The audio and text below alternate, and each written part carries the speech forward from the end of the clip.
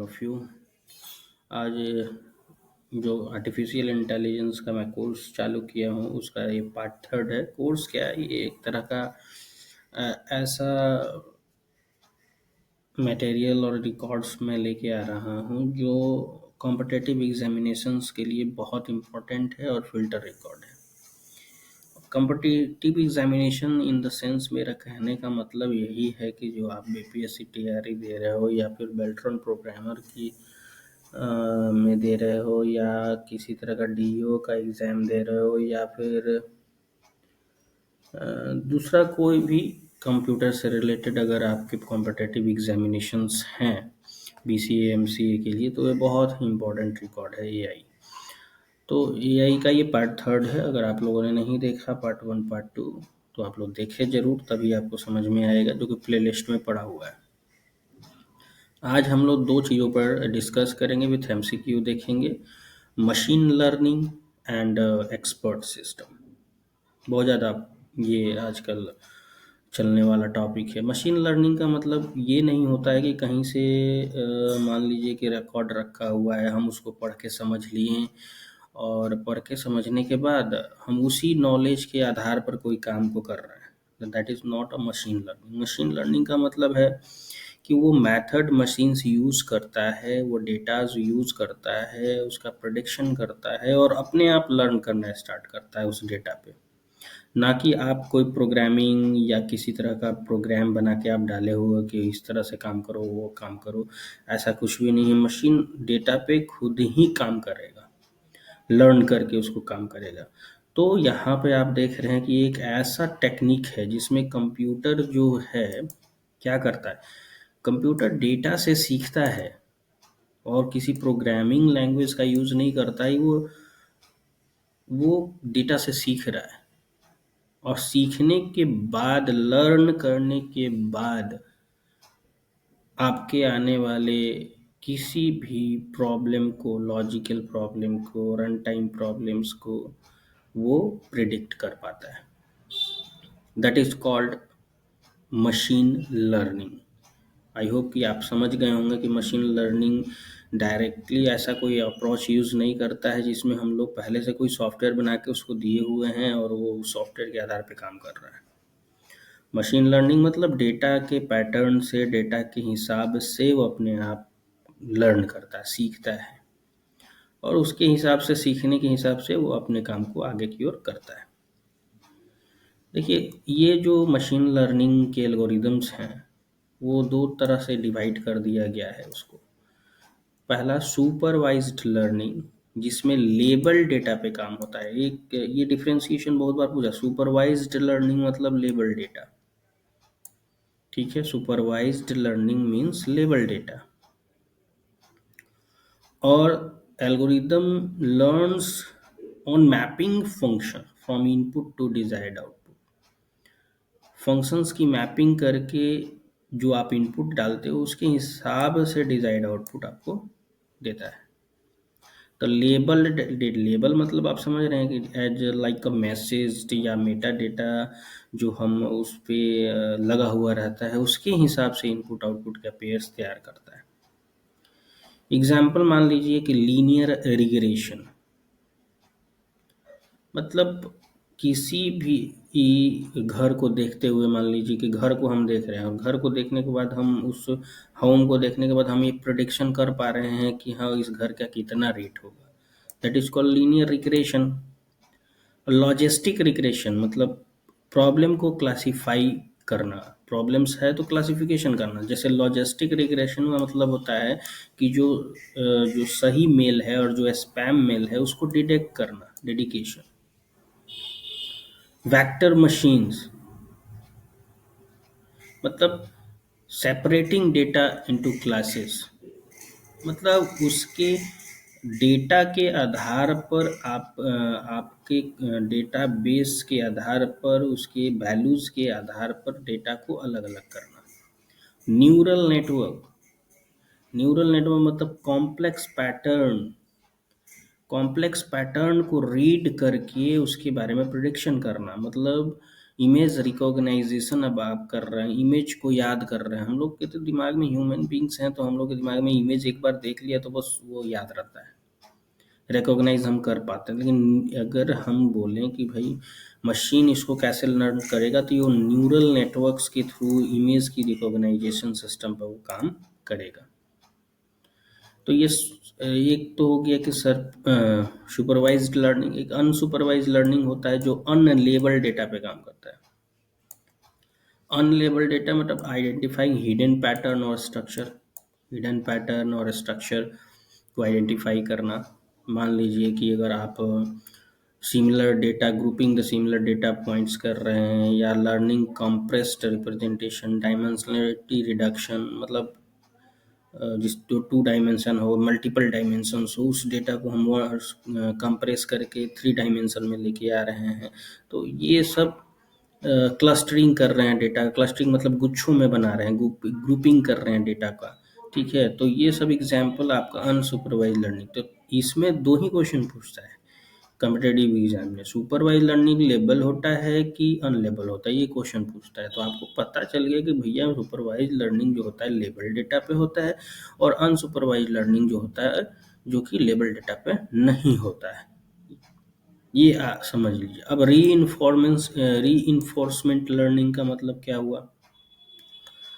तो जो एजेंट होगा वो लर्न करेगा, डिसीजन लेगा हमारे अगर दिए गए इन्वायरमेंट के आधार पर, यानी वातावरण के आधार पर,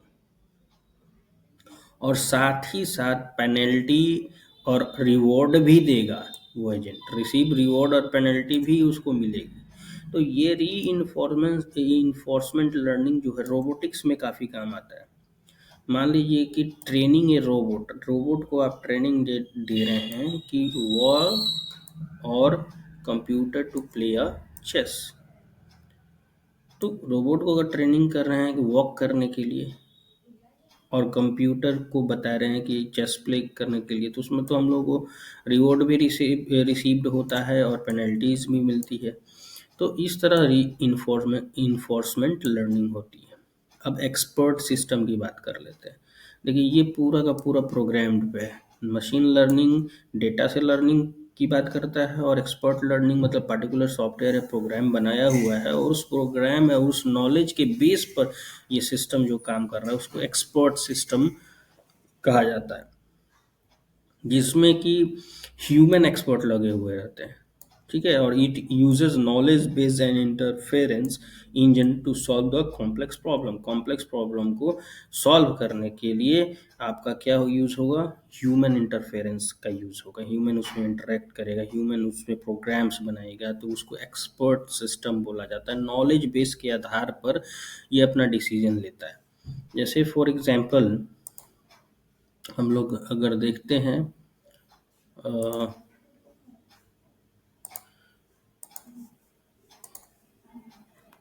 यहाँ पे कुछ मैंने अभी तक शायद कनेक्टिविटी नहीं हुई है, तो मैं यहाँ पर फोकस को लैब को करता हूँ, ठीक है।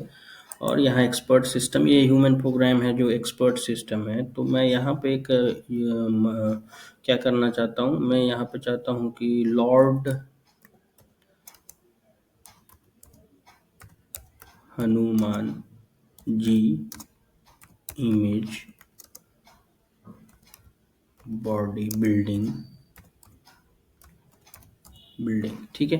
मैंने कुछ ऐसे इसको बताया कि मेरे को ये रिक्वायरमेंट है, इस तरीके का मुझे एक इमेज क्रिएट करके और जनरेट करके बताओ। तो मैंने यहाँ पे जनरेट पे क्लिक कर दिया। अब ये जनरेशन जो होगा इसके आधार पर, ये जो मैंने टेक्स्ट दिया इसी के आधार पर ये एक्सपर्ट सिस्टम जो है उस तरह का आपका इमेज जनरेट करके देगा, ठीक है। तो देखिए इमेज का जनरेशन चल रहा है, जनरेट कर रहा है Lord Hanuman image body building, वो इमेज जनरेट कर रहा है। यानी ये एक्सपर्ट सिस्टम है। ये जो लाइव आपको दिख रहा है ये एक्सपर्ट सिस्टम है, आपके रिक्वायरमेंट के अकॉर्डिंगली ये आपको बना करके इमेज जनरेट करके यहाँ पे दे। आप यहाँ पर कोई भी रिक्वायरमेंट एक्सपर्ट सिस्टम को दे सकते हो, एक्सपर्ट सिस्टम उसी हिसाब से इमेज को जनरेट करके आपको देगा। तो 2 इमेजेस वो खासकर अपने तरफ से बना के देता है, बाकी आप जितना उसको डिस्क्राइब करोगे इमेज को, उसी हिसाब से एक्सपर्ट सिस्टम यहाँ पे काम करेगा। तो ये प्रोग्राम्ड है ना, पहले से बना बनाया है, मशीन लर्निंग की बात नहीं। ये एक ऐसा ये आर्टिफिशियल इंटेलिजेंस टूल है जो पहले से प्रोग्राम्ड है कि इस हिसाब से इस तरीके का एक्सपर्ट सिस्टम आपको इस हिसाब से इस तरह का आपको मिलेगा। तो आप देख रहे हैं कि सामने 2 इमेजेस इसने जनरेट कर दिया बाय डिफ़ॉल्ट। अब जो भी इमेजेस आपको जी लॉर्ड हनुमान जी का जो भी 2 इमेज आपको मिले, आप उस इमेज पे काम कर सकते हैं। ये काफ़ी अच्छा बेटर एग्जाम्पल आपको मिला एक्सपर्ट सिस्टम का, ठीक है। तो अब हम लोग अगर चलें नेक्स्ट अपने पैटर्न पर, तो यही एक्सपर्ट सिस्टम है, नॉलेज बेस पे काम करता है, यानी contents domain specific facts and rules, domain specific medical diagnosis, trouble shoot computer systems, interference of engines, user interfaces. आप लोग समझ ही रहे हैं यूज़र इंटरफेसेस क्या होता है, मतलब यूज़र अपना जिसके थ्रू सॉफ्टवेयर को इंटरेक्ट करता है उसको यूज़र इंटरफेस कहते हैं। तो ये कुछ बातें हैं जो एक्सपर्ट सिस्टम के लिए बहुत इम्पोर्टेंट है। और आप यहाँ पे भी देख सकते हैं कि एक्सपर्ट सिस्टम का मतलब होता है किसी विशेष क्षेत्र में मानव विशेष से निर्णय लेने की क्षमता की नकल करना, ठीक है, और समस्याओं को हल करने के लिए नॉलेज बेस और इन्फेरेंस इंजन का उपयोग करना। अब देखिए सीधा सा छोटा सा आंसर निकल के सामने आता है समरी में कि मशीन लर्निंग डेटा से स्वतः सीखने पर जोर देता है, मतलब अपने आप सीखता है, जबकि एक्सपर्ट सिस्टम मानव द्वारा निर्धारित ज्ञान और तर्क पर आधारित होता है। तो यही तो हो गया आपका पूरा का पूरा डिफरेंशिएशन, यही हो गया कि एक्सपर्ट सिस्टम मतलब क्या हुआ और मशीन लर्निंग पे का मतलब क्या हुआ। ये केवल याद रखेंगे, क्वेश्चन कंप्लीट हो गया आपका कि मशीन लर्निंग क्या करता है और एक्सपर्ट सिस्टम क्या करता है। अब देखिए कि what is the primary goal of machine learning. तो हम जानते हैं कि टू मशीन लर्निंग का प्राइमरी गोल क्या है, to enable system to learn from data and improve over time, time to time improve करना और अपना मतलब लर्न करते रहना डेटा पे। Which type of machine learning algorithm यूजर्स लेबल डेटा, तो अभी तो बनाया है सब सुपरवाइज्ड लर्निंग लेबल डेटा को करता है। In expert system which component contain the domain knowledge, तो डोमेन नॉलेज के लिए इन्फेरेंस इंजन है। Which of the following is not a machine learning algorithm, तो देखिए डिसीजन ट्री, लीनियर रिग्रेशन होता है, नेवी बायस होता है, क्विक सॉर्ट नहीं होता है, सॉर्टिंग एल्गोरिदम होता है। What is over fitting in machine learning, over fitting क्या होता है, तो जो हम लोग मॉडल तैयार कर रहे हैं तो मॉडल वेल परफॉर्म कर रहा है किसके साथ, जो डेटा उसको समझ में आ रहा है, जो डेटा उसने देखा है, लेकिन पुअरली परफॉर्म कर रहा है जिस डेटा को अनसीन डेटा पे, तो हम लोग कहते हैं कि ये ओवर फिटिंग मशीन लर्निंग है, ठीक है। In reinforcement learning what is the role of agent, तो role of to learn the best action interacting the environment, ये हमारा मोस्ट सुटेबल आंसर हो गया।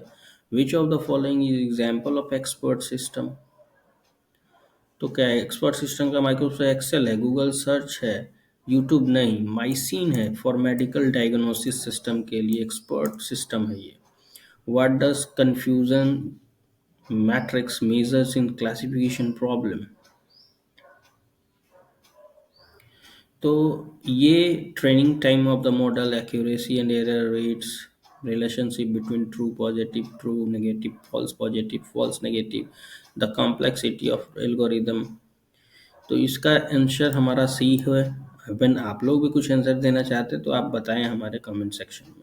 Which of the following is not a component of expert system, expert system का component कौन सा नहीं होता है, तो नॉलेज बेस तो हमारा होता है एक्सपर्ट सिस्टम का, इन्फेरेंस इंजन भी होता है, यूजर इंटरफेस भी होता है, तो बैक प्रोपोगेशन एल्गोरिदम नहीं होता है।